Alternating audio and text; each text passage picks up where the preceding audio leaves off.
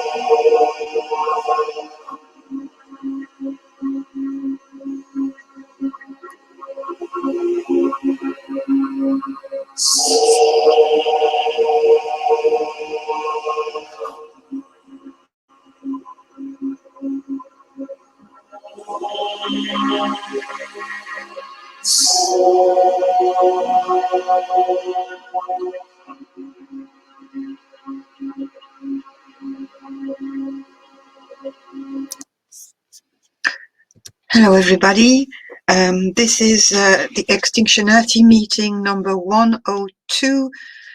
Today is the 27th of March 2022. Sorry, I didn't have the bells that we usually play at the beginning of the recording. I just couldn't find them. So we're going to start today without our dear Lord Hugh again. We're going to try to follow the agenda that there were some suggestions for the agenda that I'm just looking at now. I think it was you, Bob, actually, who suggested. 1 second, now I'm trying to get them. There was in the comments here of this for today. We were talking about the allegations that the West is carrying out a controlled implosion or managed collapse that was going south, and Joe was saying, it would be an interesting topic. So I said that ties with the part one of the reason why the Extinctionati have to survive, and the part one is surviving the collapse of global industrial civilization that has started. So if anybody has anything else to suggest, or any other topic, or if you want to start.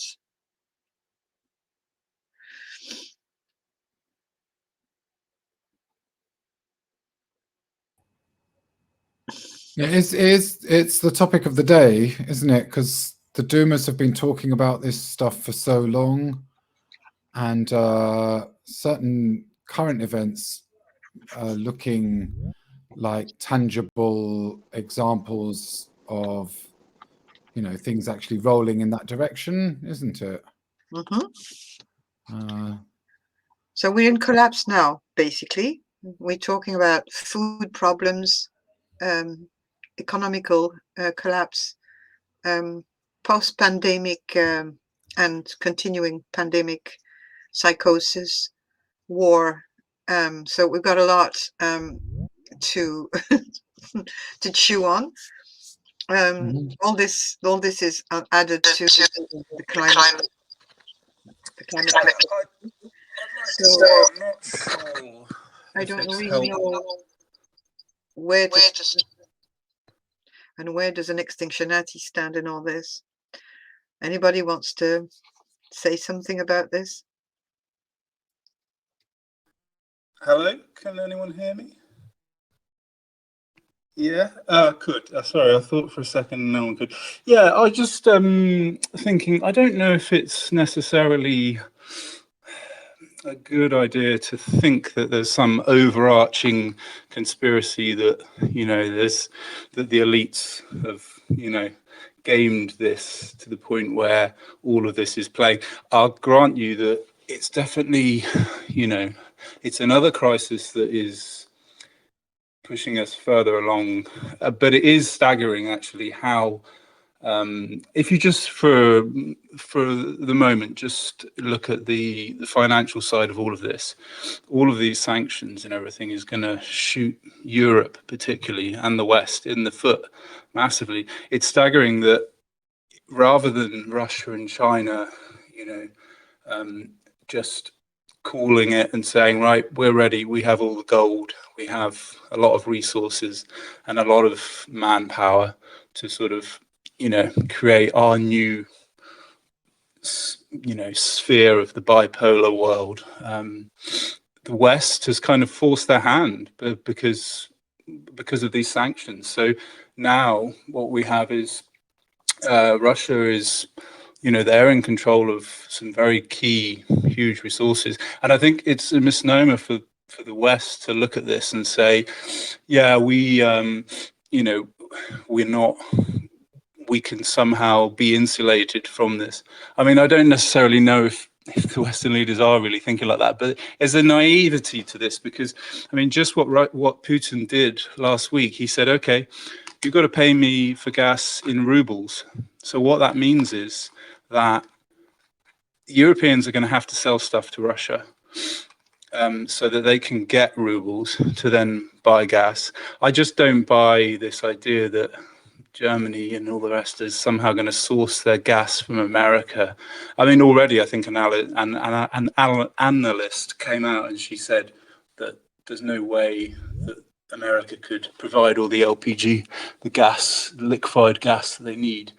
And the other thing is all this debt in the European banks. It's that they lent Russia loads of money, so they're not going to get that money back. All that money's gone. So the European banks are royally screwed. I mean, they already were, but this has put the nail in the coffin for them.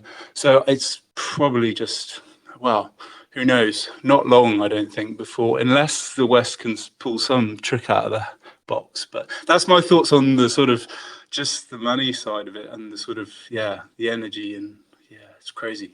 But it's just amazing that they have just hastened. Everything is speeding up rapidly. It's incredible. So I was fascinating. suggesting in a conspiracy group plan, stuff like that. We're not into that. I was just hinting at the convergence of all the events, as you said. Like we're in a and we need to come back from an extinctionati point of view, if I may say. We if Hugh was here, I don't want to say this if Hugh was here because I probably would be wrong. I probably would be.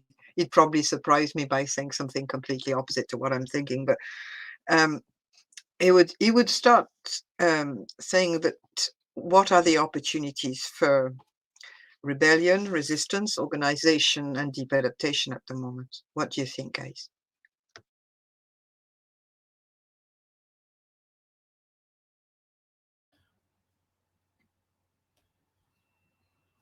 It's curious, isn't it? I mean, I think that as individuals, if there's any opportunities to do anything, well, no one's twigged yet. And for me, the curiosity is how far does the general public accept? So, for example, in the UK, we've been living whatever luxurious lifestyles for however many, whatever it is, century and a half. And I think that in the next 6 months or so, there'll be a lot less stuff available. And I don't want to speculate as to how quickly this is going to happen. But I think very quickly, the loonies are talking about sanctions on China as well as Russia. And I think the question as to what extent there may be a deliberate effort from the whatever elites, if you want to call them, or whoever is that's in control, to actually destroy the Western economies. But they're doing it either knowingly or naively, or I don't know. I mean, there might be like idiots. I think that's entirely likely. And they might be very conscious of what they're doing, and there might be idiots who are conscious of what they're doing I don't know. I'm interested to hear whatever theories people have, just out of curiosity. But basically, very suddenly, I think the scenario that happened at the beginning of the whole pandemic was, that suddenly like lots of stuff ran out that we take for granted that we could buy on Amazon or whatever. And I think this is going to happen on a much bigger scale. And, at any time, really, the Chinese could just close their operations and wait and see, whether the Americans, have got any useful reaction to that. And I've got a feeling that suddenly everything's going to disappear very quickly. And I don't know to what extent the general public's willing to just accept, these changes happen, and then everybody goes into a sort of denial mode, and then they pretend that things have always been this way. Oh, there's always been no bugs. What are you talking about? Climate change? Don't be ridiculous. Oh, the sea has always been up to my ankles. Don't be ridiculous. Conspiracy theorist, and so on and so on. So yeah, to me, it's kind of interesting. I think it's going to deteriorate that quickly within the next year. Everything's going to look very different. But whether or not the public then respond, and whether there's then scenarios where people will resist the governing order of things, I've no idea. I remain pessimistic. I think at this point anyway, from what the British public's willing to tolerate, I think the government could just run around shooting people willy-nilly and no one would care, and they just dismiss it or Yeah, I agree with that. I think it's amazing how they pivoted from COVID to now. Oh, look, don't look there, 72 hours, and what's the next, what's the next thing we need to reel everybody back in on, and tell everyone, oh, now you need to, gear up for war and get all patriotic and, bad, nasty Russians. That's, it's amazing. A lot of the people who are on the kind of, the right or centre right who were, all, defending the truckers in Canada and everything. And now they're fully on board with this whole, massive propaganda campaign against Russia. I just think people they just go along with whatever the government say. And the worst thing about it is that I think they'll ask for more help from the government. Please give us more help, give us more money. Let's make the situation worse. And they're just hastening the collapse. That's, Yeah, I don't think people will rebel. People will never rebel. It's going to be help me. I was rereading the middle part of the manifesto about this, and there's a very interesting part where Hugh has written, a mass epidemic of escapism is likely to take the form of retreat into online virtual realities such as the metaverse. Social media, gaming, entertainment, media, porn, sex orgies, drug addiction, religion, and the creation of breakaway parallel societies, splinter sects, cults, and subcultures. All of these may offer solace in the short term, but they will offer no escape in the long term. We expect them to actually reduce adherents' chances of survival. Moving off grid early will likely save anyone who does so a lot of will save anyone who does so a lot of grief later. Act now and avoid the rush.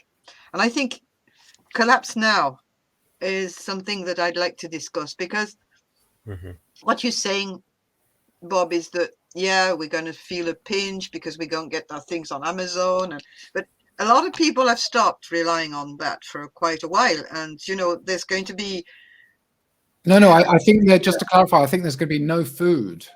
Food is, but I food think is that's going to happen like in the next year or so. I would not be surprised. But we're going to have division cities. We're going to have the same conversation we've had before. What's going to happen in the UK? What's going to happen in France and Ireland and in various parts of Europe and the rest of the world when food starts to get too expensive or short, or now.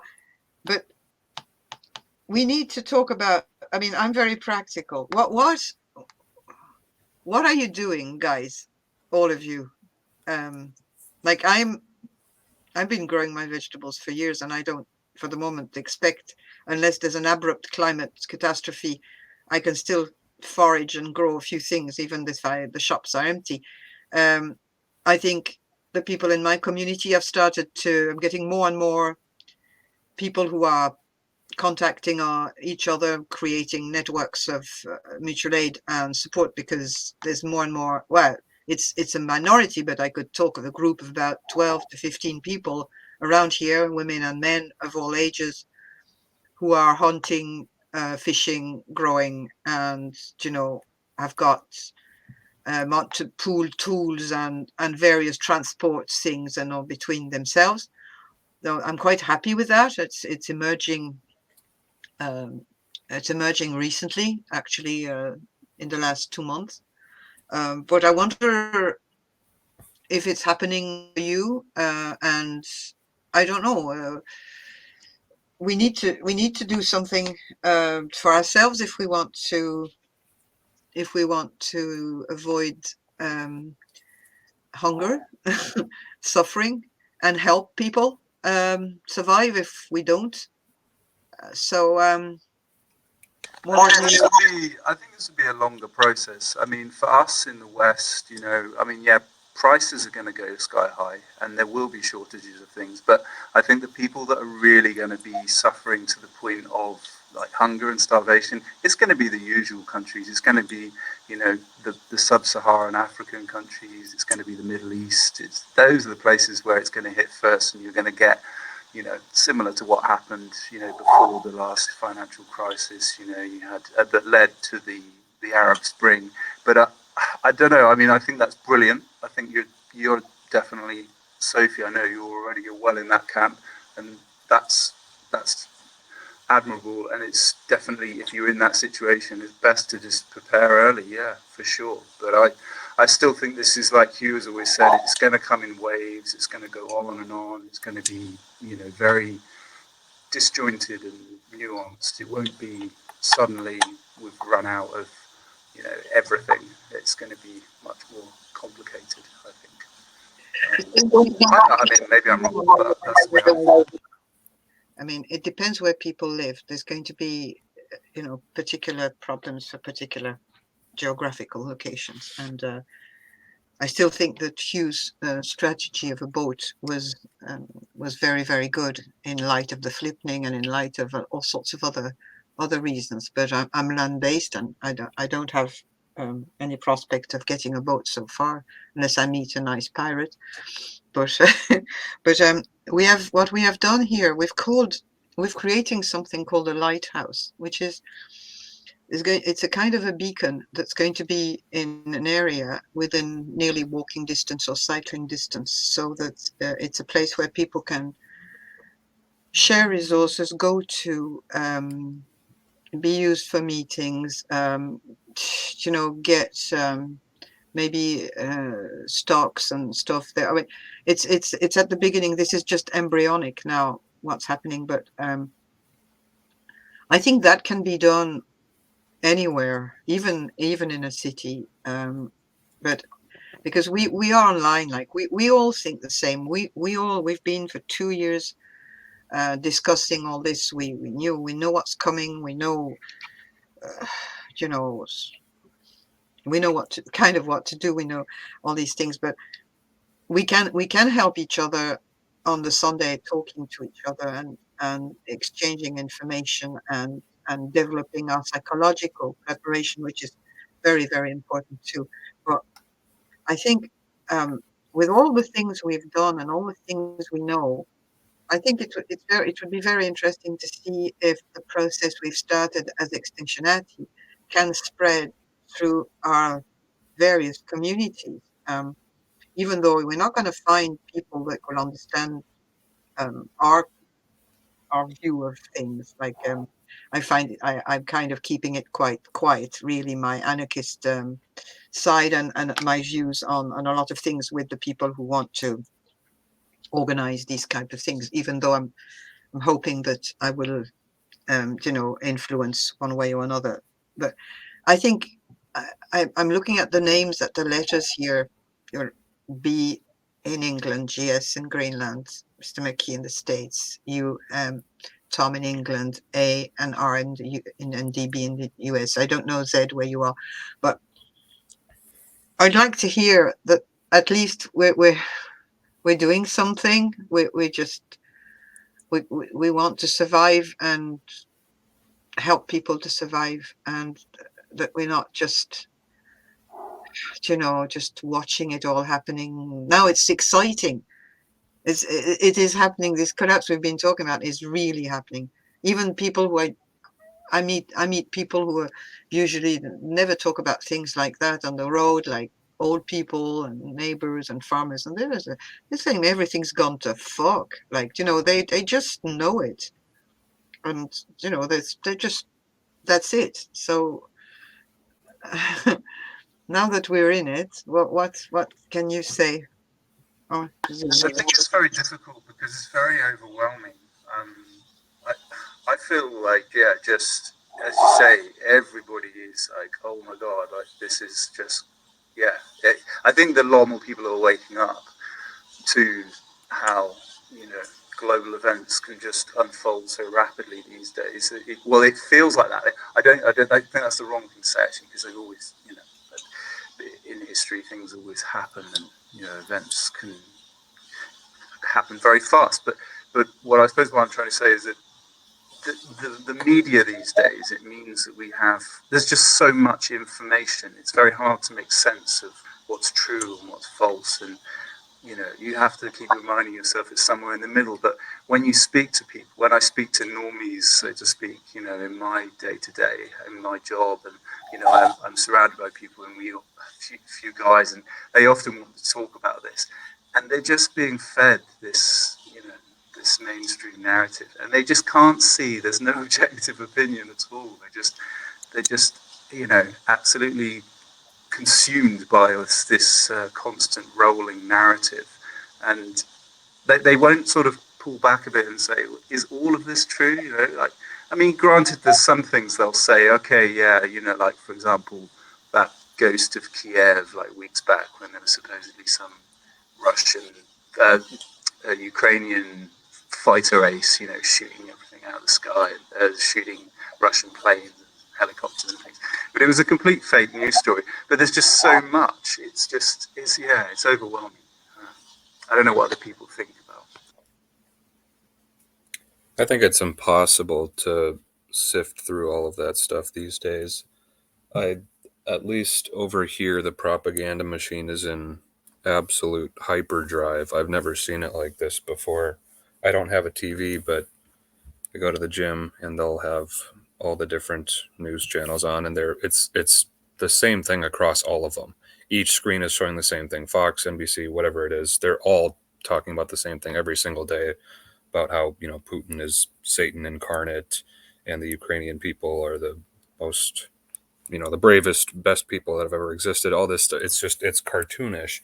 But if you get sucked into it at all, if you get attached to any part of the story, if you think that you're starting to get it or whatever, it's just part of the propaganda. Staying out of it as much as possible is, in my opinion, the best move. One of the things you have to sacrifice if you do that, though, is you then have sort of a hard time connecting with the people who are in that part of the matrix. They'll ask something, what do you think about this aspect of the story or whatever, and you wouldn't have anything to say because you're not following it. But yeah, I think that's sort of the broader theme is disentanglement, to be able to live a life where you could not know what's going on in the news, and that would be okay. In other words, having people around you who don't talk about the news, who don't care about that stuff. I remember Hugh talked about sort of one of the best ways to prep is to sort of look at, what part of the system are you reliant on here, and then try to remove that. And I think doing that bit by bit is sort of the best way to go about it, because you don't know what the future's going to look like. So each little thing you can do to become less tied to the system is a very good thing. And yeah, the idea of beating the rush is a good way look at it. But yeah, to just think like, what if such and such went down tomorrow? What if it went down today? What if they imposed such and such a thing? What could I do? Is the sort of the best way to go about it. But yeah, I can't stress enough how nefarious the narratives and stuff are, and they're only going to get crazier from here on out. If you get sucked into that stuff, it's very hard to get back out. You start getting attached to some part of the story, or you think that, oh, the US is spreading propaganda, and that's why, the Russian side is correct, and they really do have labs, or they really do have weapons, or whatever it is. It's all part of the same game. It's all, to tie it back to the alien cortex, it's your alien cortex running away with something, and to stay out of that is the best way to go about it, I think. But yeah, you won't have a whole lot in common with the folks who do watch that stuff 24/7. I'd like to echo what Mr. Mackey said, because when the vernal equinox started, Sophie had mentioned that it's also Hilaria, and one of the things I remembered about that from Hugh's video is that it kind of entails purgation. So in a way, it kind of coincides with a yearly thing here about spring cleaning, and also what Mr. Mackey said about thinking about what can one, beyond physical things, getting rid of things you don't need, and also what Mr. Mackey said about thinking about um, what can what what can one eliminate. He always said, try to eliminate the middleman. So for myself, I find that it's hard because I have one foot in the world where I'm still working, and I have family in Asia that I'm trying to help because life is just harder there. So they always need financial support, and so but in the back of my mind, I've always wanted to be more involved with the community, um, learn more about gardening. I certainly have friends who are great gardeners, but I haven't even reached out to them. We have a small plot of land.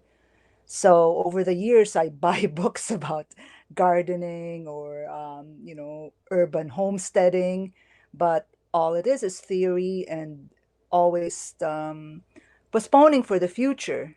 Um, it's really hard to accept that there is no future. I mean, just do it now. It's always like waiting for when I have time, when I'm not working anymore, when I have enough resources, but maybe there will never be enough resources. So I guess I'm in that kind of state.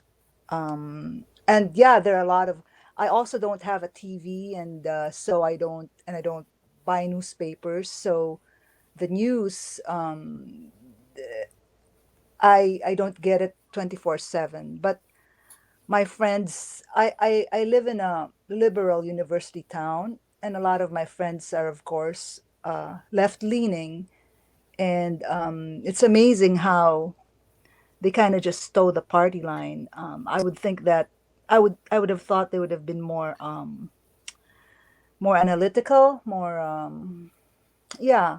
So anyway, that's where I'm at. So it's kind of like at the crossroads of not yet fully jumping into um, accepting that there is no future, and just taking action.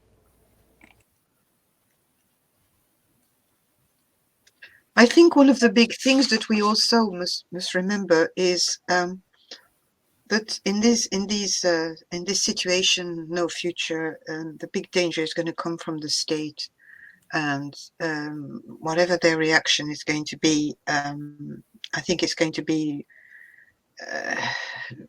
we're going to face either, well, we've already seen the authoritarian kind of measures that happened during the pandemic, but I think this is nothing compared to what's going to happen. There could be, there could be things enforced much more violently and much more severely, and I think that is also something to really consider.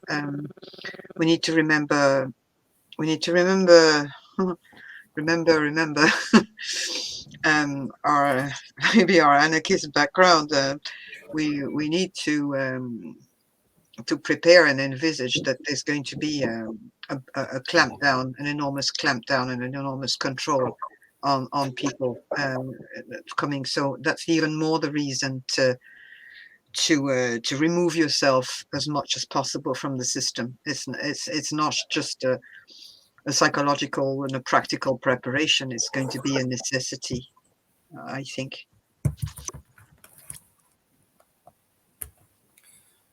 Yeah, I agree. A lot of people think they saw the worst and that it's it's over now because they didn't get to go to Applebee's for a year.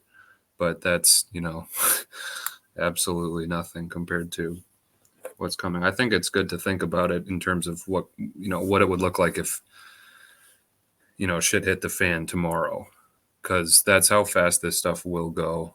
It'll happen almost overnight, where they'll take this, that, or the other thing away, or you were planning on taking a road trip or whatever, and then boom, overnight gas prices went up $2 a gallon, and now your plan's completely shot. So yeah, relying on the state as little as possible for anything and everything is imperative, I personally think.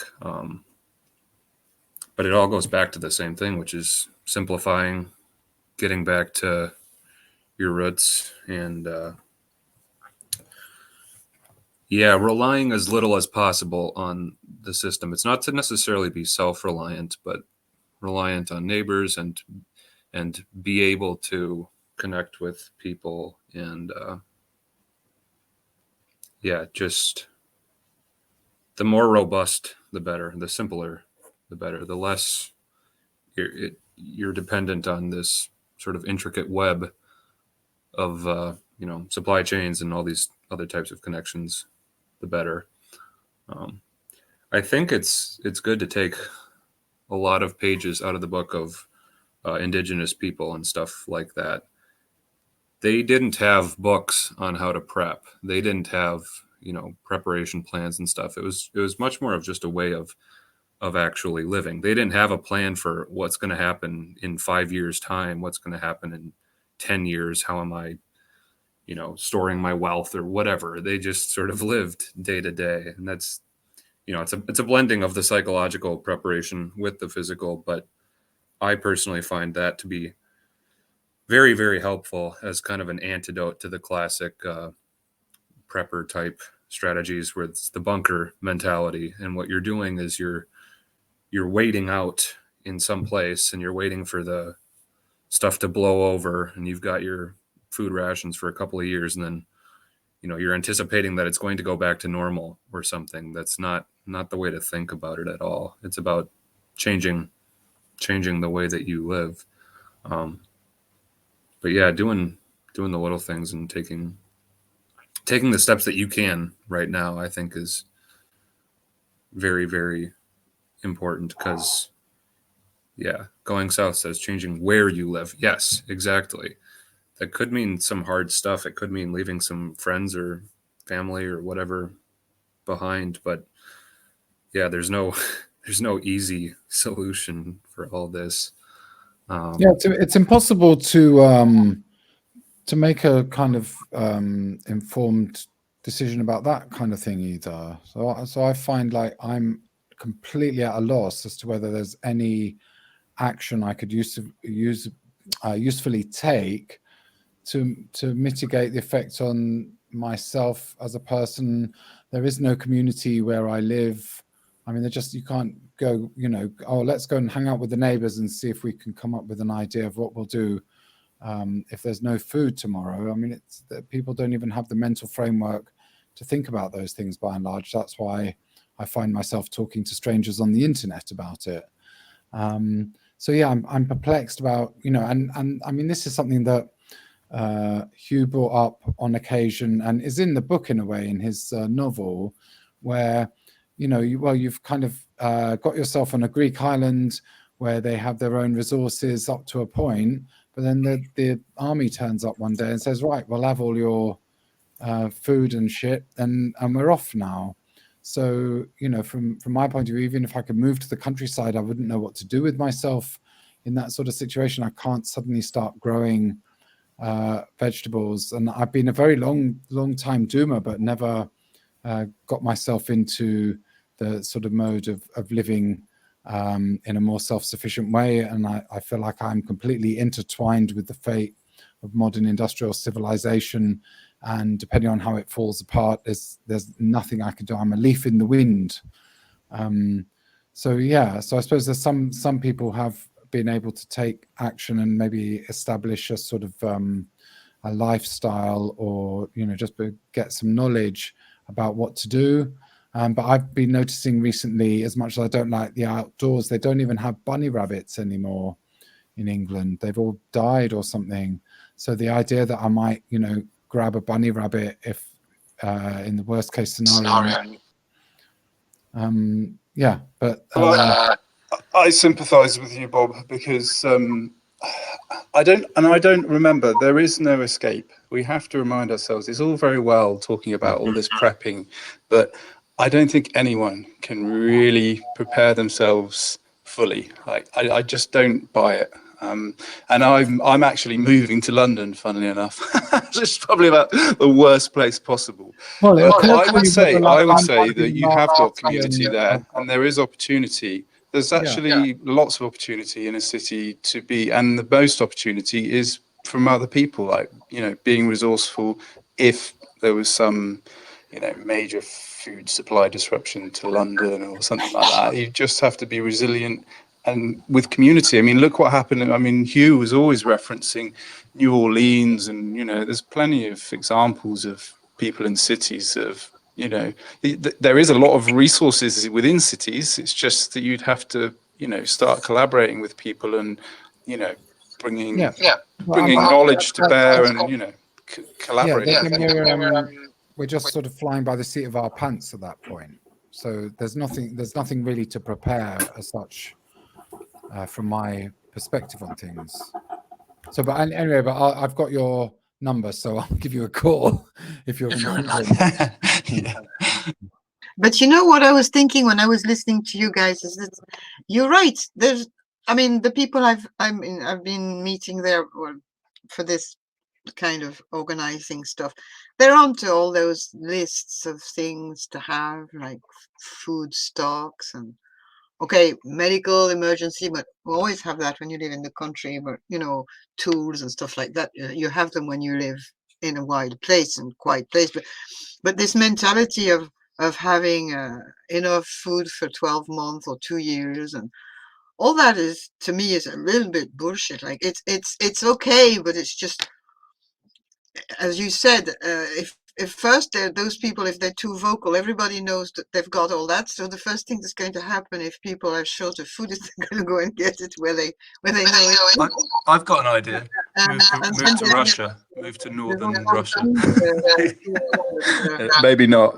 There's nowhere to go. Like, no, there's the story that Hugh was saying about the UK, that's just across the Irish Sea, and the UK hasn't got any more proper, like, rabbits or land to grow food really without fertilizers. And so what they can do is just cross the Irish Sea again, like they did in the past, and come to Ireland and raid the land here. You know, I mean, no, as you said, there is no escape.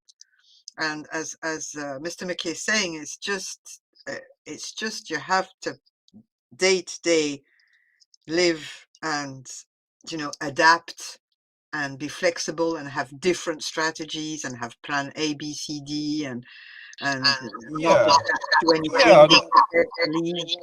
Exactly. I don't want to be too black pill about it. I think you have to remember what, you know, Hugh, he was always saying, you have to be just kind of,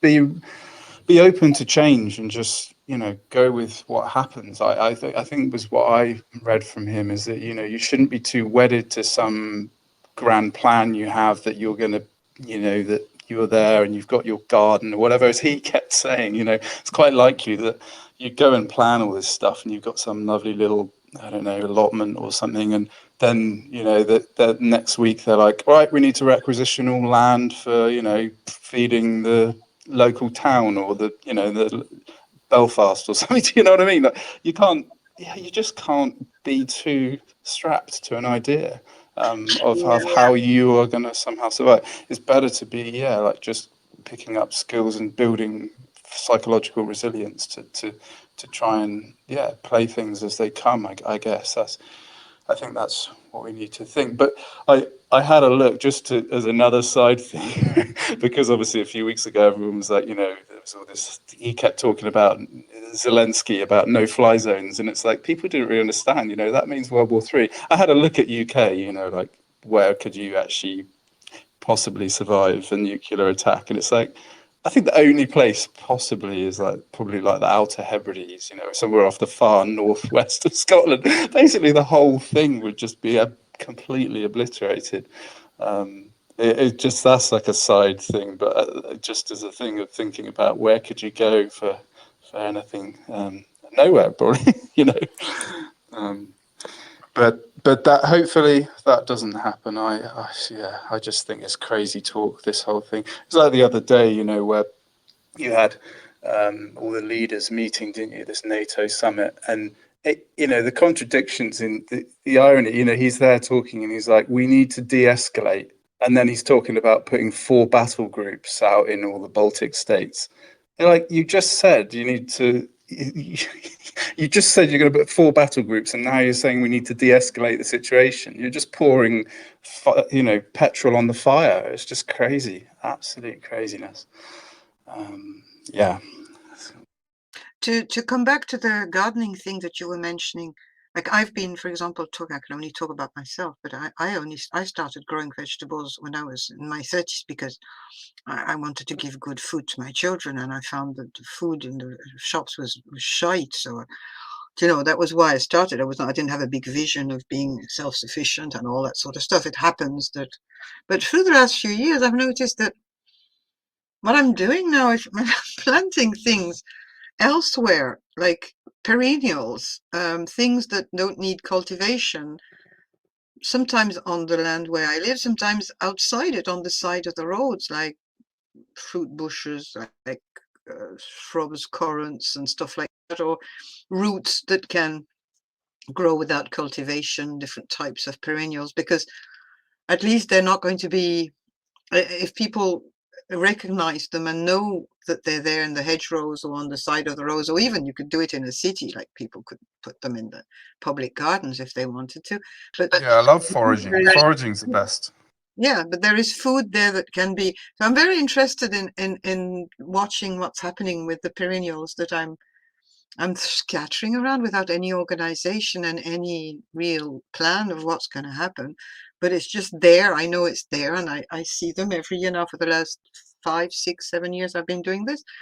So they're starting to establish themselves. So now that they are, I'm separating the roots or propagating them and putting them in other places. And that's it's not gardening. It's just, I don't know what it is. It's food. It's food scattering for whoever comes, and who knows.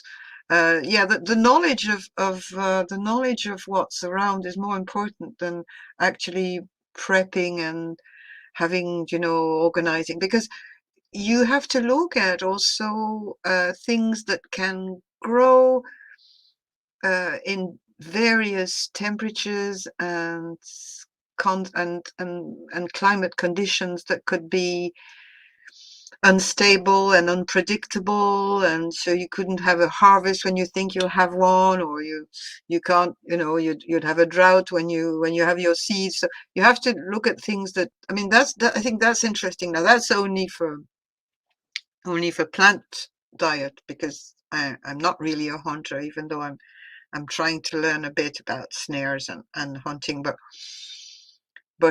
yeah, that's what I was saying. Like, you have to just, wherever you live, you can just, yeah, the nuclear fallout, the nuclear fallout. So as you say, there's no escape. You can just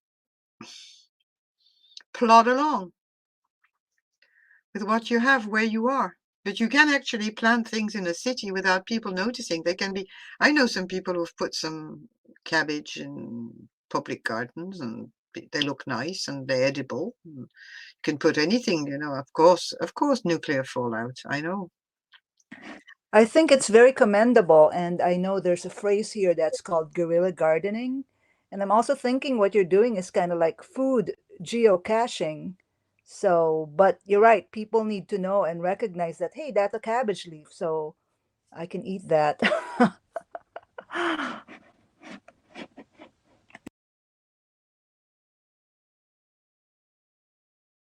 It's funny, when it comes to collapse, the first thing conversation always goes back to food. I remember that Hugh also mentioned in the manifesto, when he was talking about the collapse, about the money, the gold, the silver, advising people to have a diversity of investment strategies and all that sort of stuff. But he also mentioned that the Extinctionati would have a centralized digital currency of our own called Geodo. Now, this never actually happened, but I don't understand it very well. This like, I know he wanted it to be backed by gold and silver, which I don't possess, and I don't think I'll ever have a chance of possessing something like that. But anybody has got some ideas about that? Because anybody who's understands anything about the economy. Yeah, so I mean, gold and silver has always historically been money for thousands of years. The reason, if you think about it, is because it's very hard to, well, gold in particular, it's very hard to refine. It's rare. It's very, well, you look at it, it's shiny. Obviously, it's got a lot of properties which are very unique, and it comes from stars, doesn't it? But that labor that you put into getting it out and refining it and smelting it and all of that is hard work and labor. So that is, it it's physical effort that's gone to make it. Whereas when the Federal Reserve just puts on the money printers, they just tap in some figures in a keyboard, and literally, I mean, and there you go, abracadabra, you've got another 17 billion that we've just sent to Ukraine or what. So what I'm saying is, it's not. Yeah, I mean, that's one way of just thinking about it. That you need to have effort to make something valuable, don't you? And if there is no energy to back all of this funny money, then, I mean, this is what we're seeing. Ultimately the system is collapsing around us, and we've burnt all the energy, the Earth's energy. We've burnt all the monetary energy. I mean, we've corrupted all of these systems. I don't know if that helps to sort of give a little bit of context, but I mean, you can afford some silver. I mean, silver has historically, again, that's very good for electronics and stuff, but that they suppress it all the time. They're suppressing it constantly, because they know that if the cat gets out of the bag, then they've got a problem on their hands. But we're getting close to the end now. They're not going to be able to keep this genie out in the bottle much longer. But you could buy silver sovereign. What's it called? I've got some. Just I think I paid about, back during, I remember in the pandemic, it was about £20 for a single silver. Is it a half sovereign? No, that's gold. But like you get the US equivalent is the silver eagles, isn't it? But I think they're about, the minute, I think it's sort of around about £40 for one. So you want bullion though. So you can buy that fairly easily. Although, of course, there has been a shortage. But so it depends where you are. But it's definitely worth having a little bit, I think,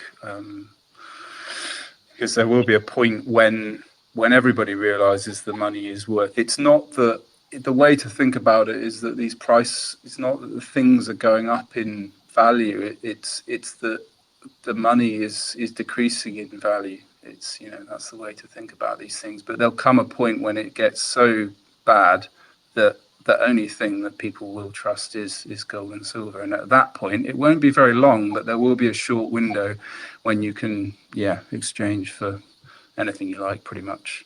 But the Because state can confiscate historically, that's happened many times. the state can confiscate the gold and the silver that people own, because if there is if you buy it legally, there is a trace of who has it. No, so I mean there has Right. been precedents in history where that has been seized. So I don't Only know. if they can, only if they can find it. Yeah, Right? that's true. Yeah. Why people But, bury their treasure. yeah, but Hugh had suggested. He said in the manifesto. He says so the plan is for each individual extinctionatus to accumulate as many gold and silver coins as possible and keep them in their personal possession, so that when the crisis comes, there is something to trade. Okay, and then he talks about this geodo backed by this silver and all that. Now, of course, that has never happened because it was linked with the ARC. It was a project that he had started. He had actually an app that had been developed for that and all that. But what do you think about that? I'm absolutely ignorant of these things. And there's a question, financial question. Does collapse now and avoid the rush mean we should cash out all investments and put that money into something tangible? Yeah, that might be the answer to the silver and gold zoo. But what about the geodo? Like, is that, I know Ryan knows about it, and that's it. I don't think there's anybody else who ever really looked at that. Yeah, I don't know. I was always a bit skeptical of this idea because, I mean, I personally have sort of learned about crypto. It was through actually kind of, funnily enough, a lot of this comes back to, I had a sort of slight side interest in, along with the climate change stuff. And then I think that's how I found some of his first videos, was because I sort of was interested in that side of the money, the whole system, the economic system, how it's been corrupted, and the central banking. And then that led me on to learning a bit about Bitcoin and the early digital currencies. And I kind of feel like that space is still so young and there's still so much potential because it's decentralized, that it just didn't really seem worth it, the effort that you would need to try and get something off the ground. Granted, you could say, okay, well, if you had the right people in place and you had the right vision and resources, then yeah, you could try and make a stab at doing your own, because there are hundreds, and I think some people say there's even thousands of they're known as altcoins, alternative coins, but to the standard, which is Bitcoin and Ethereum. But personally, I kind of feel like it's better just to have a little bit of your own money in that space. Hold it in your own possession. That's the whole point of it. It's money that you can own, money that you can spend, and that you control. It is like, as Obama said, a Swiss bank account in your pocket. You have the seed words. You have the keys.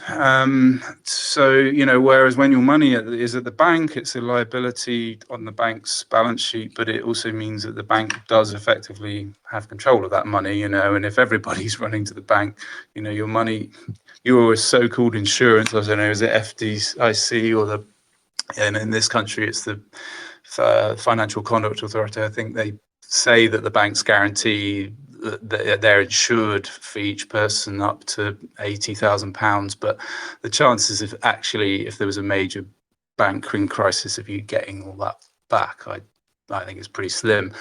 But so I just think that, it's always just best to just have, as everyone says, a bit spread across a few things. And if you, rather than geodo, just have a small amount. It doesn't have to have much. I mean, 1 Bitcoin is divisible to 10 decimal places.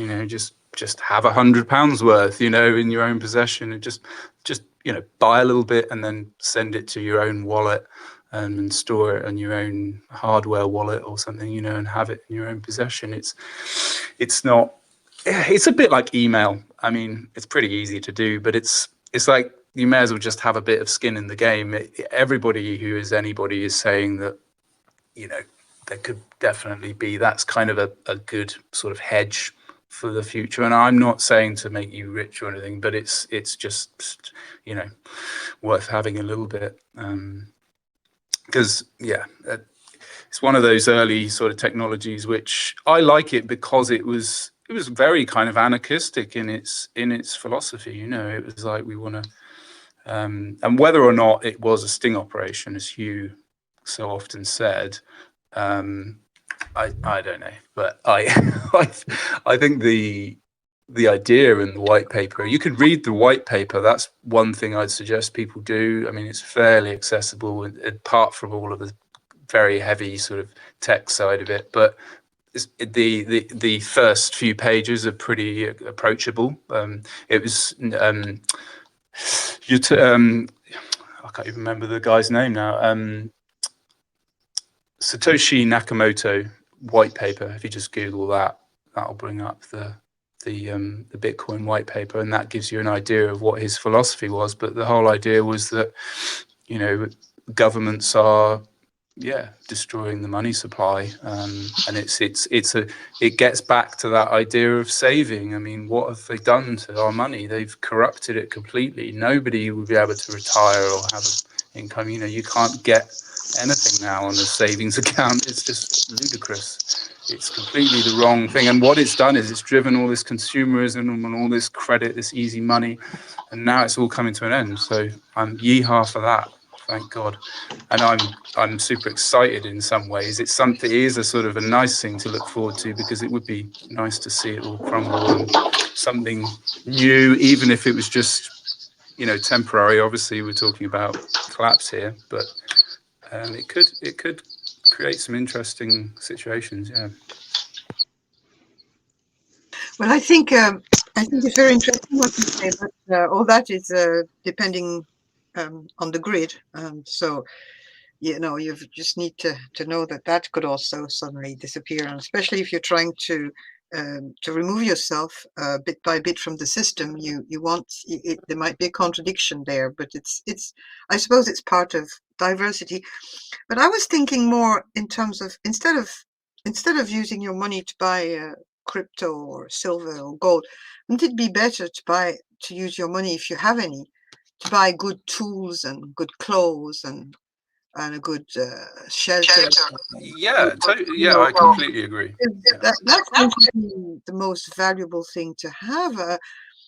It's like, if you're mobile, whether you're on a boat or whether you're nomad or whether you're settled, it's up to you to assess what you need, yourself and your neighbors, in everyday life, and see if you have it, if you don't have it, if the neighbor has it, pool things, etc. But whether it's wheels to transport things, or whether it's a wheelbarrow or a bicycle, as long as it's things you need and that you but use. those are going to be more important. And as you said, going south and learning how to sharpen the tools and look after them, and take care of them, because they're gold. Good tools are gold, I think. Yeah, the silver coins I was thinking of is a silver Britannia's 1 ounce silver Britannia, 999 fine silver. I'm just looking here. Where we go? I don't know if you can see that. It's funny because it has a face value of £2, but of course it's worth much more than that. But that's kind of. Inflation is supposedly running 7.9 to over 8% here right now in the US. And That is 15%. If you go to shadow stats, it's Wow. double that. It's double that. yeah, that's it's way underreported. oh my God. But one of of course, it's kind of just common sense that if you have something that you need, just spend forward, like if you need a tool or a bike or clothes or shoes. Maybe if one you can afford it now, just buy them now, and because who knows what they'll be costing in the next few months.